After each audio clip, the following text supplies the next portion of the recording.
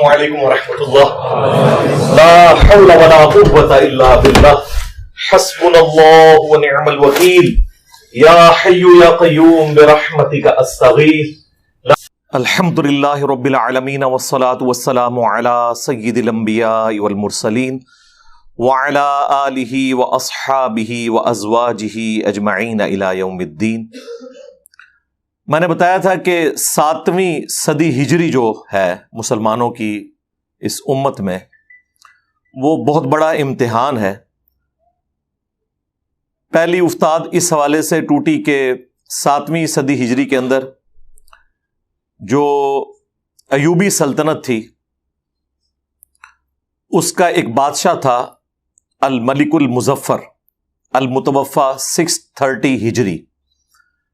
اس نے یہ مروجہ میلاد کا سلسلہ شروع کیا. اس سے پہلے میلاد اس طرح نہیں منایا جاتا تھا. اس سے پہلے وہی تھا جو حدیث کے اندر آیا صحیح مسلم میں کہ اللہ کے نبی علیہ السلام ہر پیر کو روزہ رکھتے تھے. پوچھا گیا پیر کا روزہ کیوں رکھتے ہیں؟ تو فرمایا فیہ ولدت وفیہ انزل علیہ، اس دن میں پیدا ہوا اور اس دن مجھ پر پہلی وحی نازل ہوئی. تو اللہ کے محبوب صلی اللہ علیہ وآلہ وسلم اپنی پیدائش کی خوشی میں اور نزول قرآن کی خوشی میں، یعنی جشن ولادت مصطفیٰ اور جشن قرآن صلی اللہ علیہ وآلہ وسلم، ان دونوں کی خوشی اکٹھی مناتے تھے پیر کا روزہ رکھ کر. یعنی میلاد ہر سال نہیں، ہر مہینے نہیں، بلکہ ہر ہفتے منایا جاتا تھا. پھر بعد میں یہ مروجہ سلسلہ شروع ہوا. یہ ایک سنی بادشاہ تھا. اسی 7ویں صدی ہجری کے اندر ایک اور سنی بادشاہ تھا جو میں نے پچھلی دفعہ بتایا کہ وہ فاطمی شیعہ تھا. وہ فاطمی شیعہ نہیں تھا بلکہ وہ بھی سنی بادشاہ ہی تھا اسی ایوبی سلطنت کا، جسے ایک سمجھ لیں بعد میں نام دیا گیا مملوک، جو ایک امپائر کھڑی ہوئی تھی. یہ دونوں بادشاہ جو ہیں وہ مملوک امپائر کے تھے، ایوبی سلطنت کے. اس کا نام تھا منصور قلاوون المتوفی 689 ہجری، یعنی 689 ہجری کے اندر وہ فوت ہوئے. یہ بن رہا ہے 1290 عیسوی ان کی جو سن وفات ہے. انہوں نے اپنے ایک مشیر، ظاہر مشیر اس قسم کے مشورے دیتے ہیں، ان کے کہنے کے اوپر کوئی منت مانی ہوئی تھی. تو 678 ہجری میں، یعنی نبی علیہ السلام کی وفات کے آلموسٹ 650 سال کے بعد، ایک لکڑی کا گنبد بنوا کر حجرہ عائشہ کی چھت کے اوپر رکھ دیا. اس وقت جس نے یہ مشورہ دیا تھا کمال احمد اس کا نام تھا. کچھ عرصے بعد اسے معزول کر دیا گیا کسی وجہ سے. تو لوگوں نے کہا کہ اسے سزا ملی ہے جو اس نے قبر رسول کے اوپر گنبد رکھوانے کا مشورہ دیا. یعنی اس وقت تک لوگ اسے معیوب سمجھتے تھے کہ یہ غلط کام ہو رہا ہے. آج آپ گنبد کے اوپر بات کریں تو لوگ اسے گستاخی سمجھتے ہیں. گنبد کی نسبت کب سے رسول اللہ کے ساتھ ہو گئی صلی اللہ علیہ وآلہ وسلم کہ جس کی بنیاد خود رسول اللہ کی مخالفت پہ ہو. صحیح مسلم میں حدیث ہے، میں تمہیں منع کرتا ہوں قبروں کو پکا کرنے سے، قبروں پر عمارت بنانے سے اور قبروں پر بیٹھنے سے. ڈائریکٹ قبر پہ بیٹھنا بھی حرام ہے، مجاور بن کے بیٹھنا بھی حرام ہے، بلکہ قبر کے اوپر ڈائریکٹ بیٹھنا تو اس درجے کا حرام ہے کہ صحیح مسلم میں حدیث ہے کوئی شخص کسی مسلمان کی قبر پہ بیٹھے، اس سے بہتر ہے کہ وہ شخص آگ کے انگاروں پر بیٹھے اور آگ اس کے کپڑوں کو اور کھال کو بھی جلا دینا، تو وہ عذاب کم ہے. اس کا عذاب بڑا ہونے والا ہے کہ کوئی شخص کسی مسلمان کی قبر پہ بیٹھتا ہے. تو قبروں پر عمارت بنانے سے منع کیا گیا تھا. حجرہ عائشہ جو ہے وہ نبی علیہ السلام کا پروٹوکول ہے. وہ جامع ترمذی میں حدیث ہے کہ جب نبی علیہ السلام کی تدفین کا ایشو آیا، صحابہ کرام میں مشورہ ہوا، تو سیدنا ابوبکر نے کہا کہ میں نے رسول اللہ سے یہ بات خود سنی تھی صلی اللہ علیہ وآلہ وسلم کہ اللہ تعالیٰ نبی کو اس سرزمین میں موت دیتا ہے جو اللہ تعالیٰ اس کے لیے سب سے محبوب سرزمین رکھتا ہے. لہذا نبی صلی اللہ علیہ وآلہ وسلم کی قبر مبارک آپ کی اس چارپائی کے نیچے کھودی جائے جس چارپائی پہ آپ کی ڈیتھ ہوئی ہے، وہ سب سے بہترین جگہ ہے۔ اس وجہ سے وہ حجرہ عائشہ میں قبر مبارک بنائی گئی، نہ کہ یہ تھا کہ آپ کی قبر کے اوپر کوئی حجرہ بنایا گیا تھا، کوئی مزار تعمیر ہوا تھا، بالکل ایسی بات نہیں تھی۔ رہ گیا گنبد خضرا، تو وہ میں نے بتایا 650 سال کے بعد، آلموسٹ 678 ہجری میں یہ جو سنی بادشاہ تھا مملوک سلطنت کا، اس نے لا کے رکھا، اور یہ پوری تاریخ آپ کو ملے گی مدینہ شریف کی تاریخ کے اوپر۔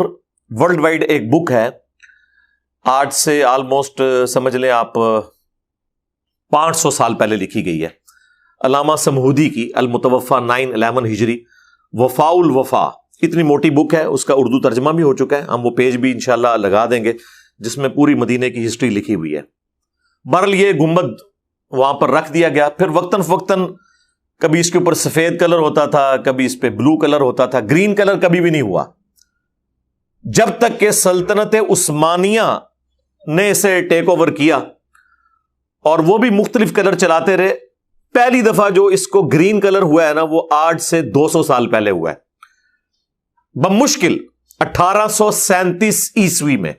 آج چل رہا ہے 7 اکتوبر 2022، تو آلموسٹ آپ سمجھ لیں 200 سال پہلے اس کو گرین کلر کیا گیا۔ پہلے اس کا کلر وائٹ تھا، کچھ عرصہ بلو بھی رہا، گرین کلر بعد میں کیا گیا، اور پھر ظاہر ہے گرین کلر تو ویسے ہی ایک اٹریکٹیو کلر ہے، اس میں کوئی شک نہیں، اللہ کا پسندیدہ کلر ہے۔ قرآن میں اللہ نے جنتیوں کا لباس بتایا کہ گرین ہوگا، سورہ الدہر کے اندر، اور جامع ترمذی میں سنن نبی داؤد کے اندر حدیث موجود ہے کہ نبی علیہ السلام نے گرین کلر کے کپڑے بھی پہنے ہیں، تہبند بھی اور چادر بھی، کیونکہ آپ علیہ السلام کا عمومی لباس بھی احرام والا ہی ہوتا تھا۔ کبھی آپ کرتا بھی استعمال فرماتے تھے، زیادہ تر نیچے تہبند اور اوپر ایک چادر، تو وہ دونوں گرین چادریں آپ علیہ السلام نے استعمال کی ہیں۔ تو گرین کلر تو ظاہر ہے کہ اللہ تعالیٰ کا پسندیدہ ہے، پوری دنیا میں گرینری جو ہے اور جنت کی گرینری، اس کی تو مثالیں دی گئی ہیں۔ بہرحال وہ گرین کلر پھر مسلمانوں میں ایک رواج پکڑ گیا، اسی وجہ سے آپ دیکھتے ہیں مسلمانوں کے ملکوں کے جھنڈوں کے اوپر بھی گرین کلر آنا شروع ہو گیا، ایک پورا ٹرینڈ سیٹ ہو گیا۔ بہرحال اب وہ چیز تو بن گئی تھی، سب کو پتا بھی تھا کہ یہ سنت کی مخالفت ہے، لیکن کون بولے۔ 1926 کے اندر جب سعودی حکومت آئی ہے، ٹھیک ہے وہ ایک عرب امپیریلزم تھی، ہم اسے کوئی جہادی موومنٹ یا کوئی اسلامک موومنٹ نہیں کہتے سلفی تحریک کو، لیکن بہرحال اس کے کچھ پازیٹیو چیزیں بھی سامنے آئیں کہ عرب کی سرزمین سے بدعات کا خاتمہ ہوا، شرکی ایکٹیویٹیز کا خاتمہ ہوا، اور اس میں انہوں نے بڑی جرت کی، اور یہ جو بقیع غرقد قبرستان میں ایٹ لیسٹ آپ سمجھ لیں 10 تو بڑے بڑے مزار بنے ہوئے تھے، اور ان کی ریئل ٹائم جو بلیک اینڈ وائٹ پکچر ہے وہ آج بھی موجود ہے، وہ انشاءاللہ ہم اپنی ویڈیو میں ایڈ کر دیں گے۔ اس پکچر کے نیچے باقاعدہ لکھا ہوا ہے کہ یہ جو پہلا قبہ ہے یہ کس کا ہے، دوسرا کس کا ہے، تیسرا کس کا ہے، اور آلموسٹ 10-11 بڑے بڑے قبے بنے ہوئے ہیں۔ اس میں جو سب سے بڑا والا قبہ ہے اس میں سیدنا عباس بن عبد المطلب جو نبی علیہ السلام کے چچا تھے ان کی قبر ہے، اور ان کے ساتھ سیدہ فاطمہ سلام اللہ علیہا کی قبر ہے، اور سیدہ فاطمہ کے قدموں میں 4 اور قبریں ہیں، امام حسن ابن علی کی، سیدنا حسین کے جو بڑے بھائی تھے علیہم السلام اجمعین، ان کے ساتھ امام زین العابدین جو امام حسین کے بیٹے تھے، جو کربلا میں ایک اکیلے بچے تھے، اور ان کے ساتھ امام محمد باقر جو ان کے بیٹے، اور ان کے ساتھ امام جعفر جو امام باقر کے بیٹے تھے۔ یہ 4 قبریں جو ہیں وہ سیدنا عباس ابن عبد المطلب کے ساتھ سیدہ فاطمہ کی قبر مبارک اور ان کے قدموں میں، تو وہ ساری مزار اترنے کے بعد جو اب وہ شکل وہاں پہ نظر آ رہی ہے وہ بھی انشاءاللہ دکھا دیں گے۔ اسی طریقے سے نبی علیہ السلام کی جو ازواج مطہرات ہیں ان کی اکٹھے قبریں تھیں، ان کے اوپر ایک قبہ تھا، سیدہ حلیمہ سعدیہ کی قبر مبارک کے اوپر، اور امام مالک اور امام نافع کی قبر کے اوپر، سیدنا عثمان غنی رضی اللہ تعالیٰ عنہ کی قبر کے اوپر، سیدنا ابراہیم بن محمد جو نبی الاسلام کے بیٹے تھے، ان کی قبر مبارک کے اوپر یوں کافی سارے قبے تھے، وہ انشاءاللہ ہم لگا دیں گے، آپ کو آئیڈیا ہو جائے گا۔ بہرحال انہوں نے وہ سارے قبے توڑے، یہ کہتے ہیں مزارات شہید کیے ہیں، اور ہمارے جو شیعہ بھائی ہیں وہ 8 شوال کو ہر سال یہ دن مناتے ہیں۔ بھی شہید وہ چیز ہوتی ہے جو نبی الاسلام کے حکم کے مطابق بنائی جائے، جو چیز رسول اللہ کی نافرمانی پر بنی ہو اسے آپ شہید کیسے کہہ سکتے ہیں؟ اگر یہ اتنا ہی کوئی ثواب کا کام تھا تو خلفائے راشدین کر لیتے، مولا علی علیہ السلام کر لیتے۔ اب آپ یہ بھی نہیں کہہ سکتے کہ اس زمانے میں ٹیکنالوجی نہیں تھی۔ نبی علیہ السلام کی پیدائش سے بھی آلموسٹ 30-35 سال پہلے 537 عیسوی میں AD میں نبی الاسلام کی پیدائش ہوئی ہے 571 میں، اور میں بات کر رہا ہوں 537 میں آیا صوفیہ، یہ جو استنبول میں ہے، اتنا بڑا وہ ڈوم ہے اس کا، جو پچھلے دنوں طیب اردگان نے کھول دیا دوبارہ سے۔ اس کا ڈوم جو ہے، اس کا جو قبہ ہے جو اوپر بنا ہوا، وہ تو گنبد خضرا سے بھی بہت بڑا ہے، کئی گنبد خضرا اس میں سے نکلے، اور وہ قبل از مسیح ہے، اس سے پہلے بھی بڑے بڑے اس طرح کی بلڈنگز بنتی تھیں۔ سیدنا عمر کے مبارک دور میں جب مسلمانوں کو آج کے اربوں ڈالر جزیہ مل رہا تھا رومن امپائر سے، اتنے ریسورسز تھے، تو سیدنا عمر ایک سونے کا گنبد بنا کے رسول اللہ کی قبر مبارک پہ رکھ سکتے تھے، نہیں رکھا۔ سیدنا علی نے نہیں رکھا۔ ہاں، بعد میں 72 ہجری میں، یعنی نبی الاسلام کی وفات کے آلموسٹ 61 ایئرز کے بعد، عبد الملک بن مروان نے 2 حصوں میں سلطنت بٹ گئی تھی۔ شام جو ہے وہ بنو امیہ کے پاس آ گیا تھا، حجاز جو ہے وہ آل زبیر کے پاس تھا، یہاں عبداللہ ابن زبیر تھے خلیفہ، وہاں پہ وہ تھا۔ تو عبد الملک بن مروان نے ڈوم آف دا راک، جو قبۃ الصخرہ ہے، یہ گولڈن ڈوم اتنا بڑا جو یروشلم میں بنا ہوا ہے، وہ بھی گنبد خضرا سے بہت بڑا ہے، وہ اس نے بنوایا نبی الاسلام کی اس چٹان کے اوپر جس سے نبی الاسلام معراج پہ تشریف لے گئے تھے، یعنی کسی قبر پہ نہیں بنایا۔ مسجد پہ آپ بنا سکتے ہیں، اور جگہوں پہ بھی، قبروں پہ بنانا منع ہے۔ اور بعد میں عبداللہ ابن زبیر کی شہادت جب ہوئی 74 ہجری میں حجاج ابن یوسف کے ہاتھوں، جو کہ خود گورنر تھا عبد الملک بن مروان کا، تو اس کے بعد تو عبد الملک بن مروان کی اوورال حکومت آ گئی۔ اس نے بھی نہیں جرت کی کہ میں نے ڈوم آف دا راک بنوایا ہے تو میں یہاں پہ بھی ایک ڈوم نبی الاسلام کی قبر مبارک پہ بنا دوں۔ انہیں پتا تھا یہ کام غلط ہے۔ 650 سال تک کسی کی جرت نہیں ہوئی، نہ بنو امیہ کی، نہ بنو عباس کی، کہ وہ یہ حرکت کرتے ہیں۔ بعد میں حرکت ہوئی ہے، اور وہ حرکت ایسی ہوئی ہے کہ وہ آج مسلمانوں کے گلے پڑ گئی ہے۔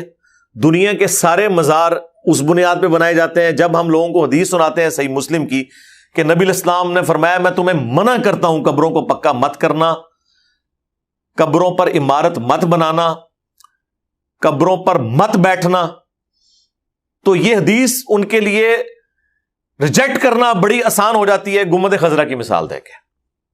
کہتے ہیں گنبد خضرا بھی تو بنا ہوا ہے، حالانکہ ان سے پوچھے گنبد خضرا کب بنا ہے؟ 650 سال کے بعد۔ تو پہلے 650 سال کے مسلمان، جبکہ ٹیکنالوجی بھی تھی، پیسہ بھی تھا، انہوں نے نہیں بنایا، تو وہ کیا تھے؟ اچھا، پھر آخری آرگومنٹ پتہ کیا ہے؟ کیسے ہو سکتا ہے کہ قبر رسول کے اوپر گنبد ہو اور اللہ تعالیٰ یہ برداشت کر لے نافرمانی؟ تو اس کا جواب پھر ہم دیں گے، رکو ذرا، صبر کرو۔ یہ کیسے ہو سکتا ہے کہ مکے اور مدینے کے امام نجدی ہوں پچھلے 100 سال سے؟ آئے ہو نا داڑھ تھلے۔ ہاں، ادھر تو امام کعبہ کے پیچھے یہ لوگ نماز نہیں پڑھتے، انہیں نجدی کہتے ہیں، جو بندی بھی بریلوی بھی۔ المحند علی المفند میں انہوں نے لکھا ہے خوارج کی ایک جماعت ہے، محمد بن عبد الوہاب صاحب کی، جو یہ جماعت جنہوں نے سعودی حکومت قائم کی آل سعود کے ساتھ مل کے، آل شیخ نے، اور یہی بات جال حق میں مفتی احمد یار خان نعیمی صاحب نے بھی لکھی ہے، اور دونوں نے نقل کی ہے اپنے بڑے ابے سے، ابن عابدین شامی المتوفا 1252 ہجری، جسے مرے ہوئے بھی 200 سال بھی نہیں ہوئے۔ اس نے پکڑ کے خوارج والی ساری باتیں محمد بن عبد الوہاب صاحب پہ لگائیں اور کہا کہ یہ خوارج کی ایک جماعت ہے اور اسی کو لے کر دیوبند اور بریلوی چل رہے ہیں۔ جب خارجیوں کی حکومت ہے پچھلے 100 سال سے، تو یہ اللہ نے کیسے گوارا کر لیا؟ تو یہ جذباتی باتیں ان سے سنے، کہتے ہیں جی مدینے کی گلیوں سے، کتوں سے، کانٹوں سے پیار ہے، سوائے مسجد نبوی کا امام دے۔ یعنی مسجد نبوی کا امام جو ہے مدینے کے کتے سے بھی کیا گزرا ہے، جو مصلی رسول پہ کھڑا ہے۔ اور نہیں جی مصلی رسول کے اوپر تو یزید بھی کھڑا ہوا، حجاج ابن یوسف بھی کھڑا ہوا۔ تو سرکار پھر اب آپ کو آپ کی بات کا جواب مل گیا، جو آپ کہتے تھے نا کہ یہ کیسا ہو گیا کہ گنبد خضرا قبر رسول کے اوپر آ گیا، اگر مصلی رسول کے اوپر بقول آپ کے گستاحان رسول کھڑے ہوئے ہیں نجدی، تو یہ تو بڑی چھوٹی بات ہے، دنیا بقدر ایفٹ ہے۔